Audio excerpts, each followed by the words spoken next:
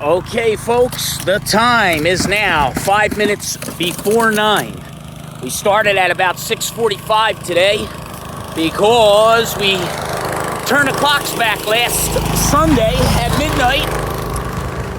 So we're bright earlier and we're also dark earlier.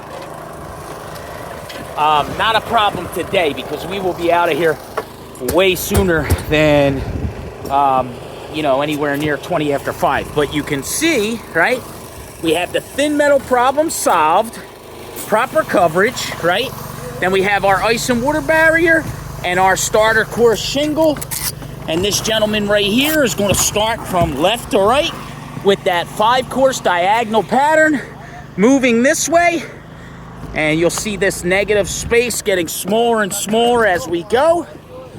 Keep in mind, we have ice and water in all of the eave spaces as well as the valley.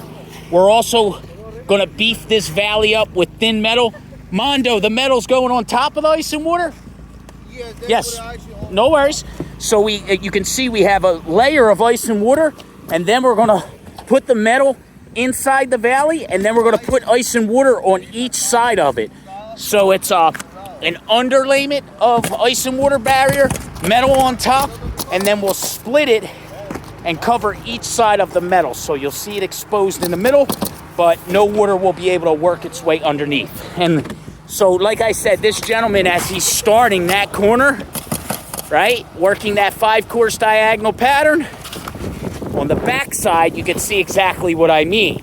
Down here in this corner, we start it the same way, right? And the way that you achieve that essentially is you put one full sheet, and then you put a sheet that you cut off 6 inches, and then you put a sheet that you cut off 12 inches, and then you put the piece that you cut the 12 inches from, the remainder, and then you put the little 6-inch piece that you cut off here.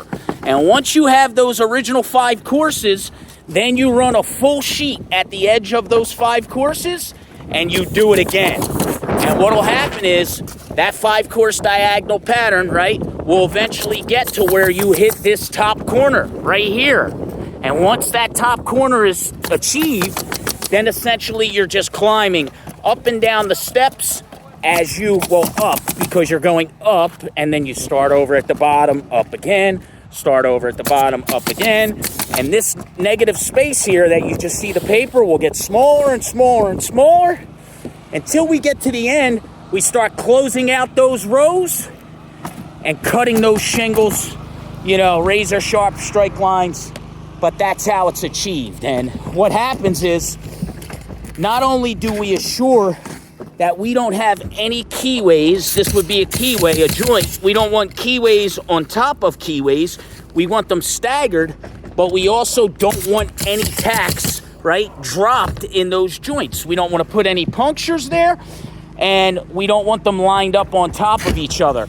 So the utilitarian purpose is so that no keyways are aligned, no keyways get tacks sunk into the keyway, and then for the aesthetic purpose, we wouldn't want this tile here, right, to be lined up over that tile. We would want it to be staggered between those two the way that you see it is. So aesthetically, it's, the most desirable look that's achieved. But as far as utilitarian purpose, it's also the correct way to do it, to make sure that there is no water, getting behind these shingles. You go to this extent to make sure the roof deck is intact.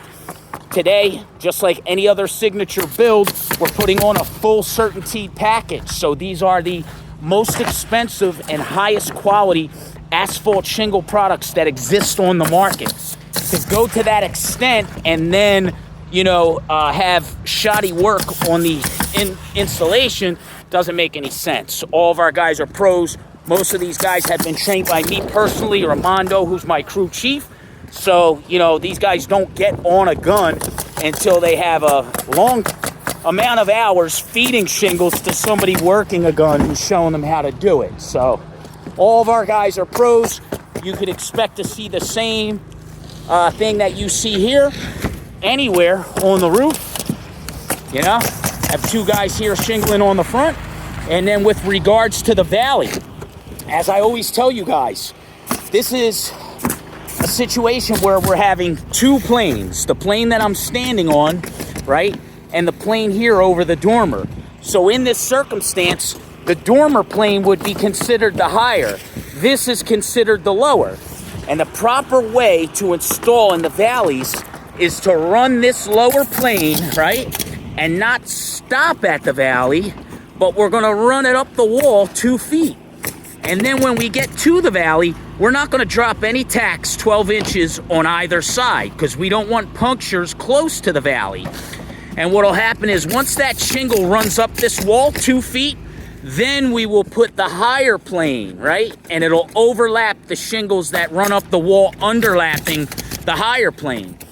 The reason that's the proper way to do it is because once we have our higher row overlapping the underlap of the lower plane, we'll take a chalk line and we'll cut it like a razor, right? So essentially we'd be able to pick up this layer of shingles.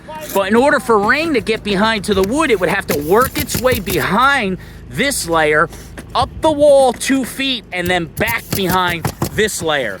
And it just doesn't happen. So that's why we do it that way.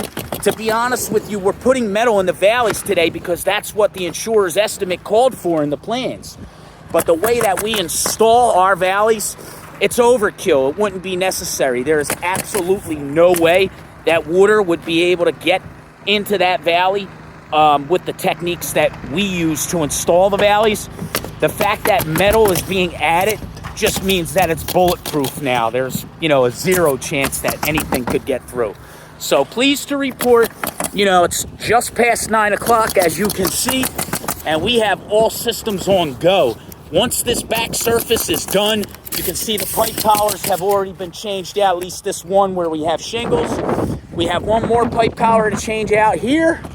And once this back side is done, they'll be well on their way on the front as well. And we just essentially at that point install our ridge vent ventilation here and also over the dormer on that ridge length. And then we put down our shadow ridge hip and ridge caps to cover the ventilation in those ridge spaces.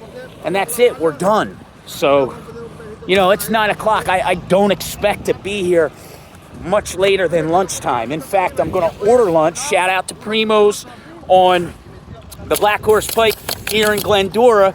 We had lunch with them quite a few times in the spring, and then the majority of our business in Washington Township during our busy season had us, in Turnersville and Williamstown. Now we're back in the Runnymede, Glendora area for the fall, so we'll be happy to see our folks over there get us fed, and we'll make sure we do that early today because we might not even be here at lunchtime. So stay tuned, and as we have more progress, I'll check back.